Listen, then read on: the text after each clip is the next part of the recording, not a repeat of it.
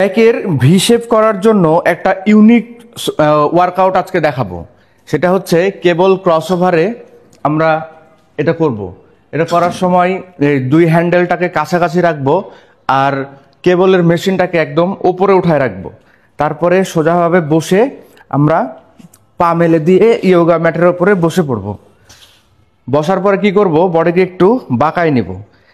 হাত যখন নিচে নামাবো তখন এইভাবে নামাবো, আর উঠানোর সময় এইভাবে উঠাবো।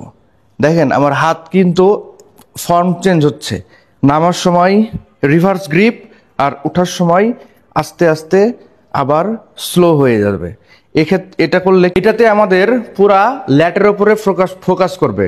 এবার এটা দিবেন আপনারা 12টা থেকে 15টা রেপস, 3 থেকে 4 সেট। আর প্রতিটা সেটে হচ্ছে একটু করে ওয়েট বাড়ায় নেবেন। তাহলে দেখবেন যে ভি শেপ হয়ে গেছে ব্যাক। ভি শেপ হলে ব্যাক দেখতে অনেক সুন্দর লাগে। তো এরকম ভিডিও পেতে আমার ভিডিওটি লাইক করে দিবেন, শেয়ার করে দিবেন, কমেন্ট করে দিবেন।